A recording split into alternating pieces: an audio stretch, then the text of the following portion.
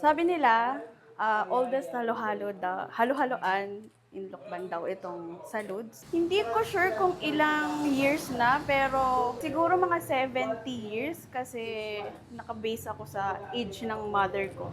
Sayang.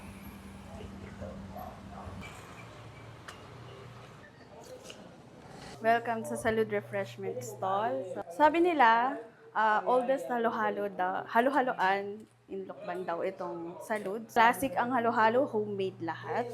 Kaya sabi nila, binabalik-balikan nila.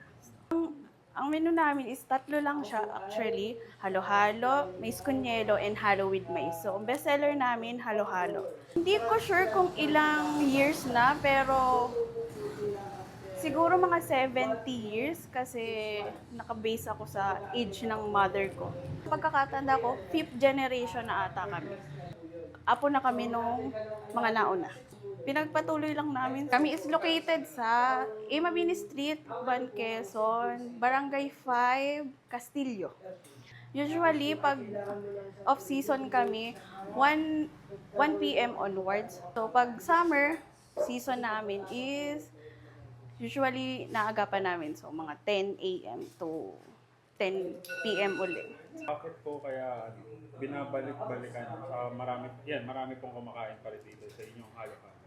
Usually sabi nila kasi, may nagsasabi na hindi daw nabago yung lasa. Kung ano daw yung dati nilang nalanasahan, yun pa rin daw. Kasi kahit sa ibang lugar sila nakatira, basta pupunta daw sila ng Lokban, dadayo talaga dito bago umalis ng Lokban. So mga box, ito nga daw yung isa sa pinakasikat na refreshment dito sa Lokban, Quezon.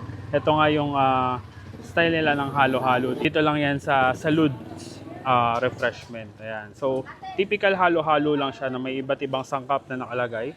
Tapos may apaw na yelo at syempre yung gatas. Gawin muna natin mga box. Kain tayo.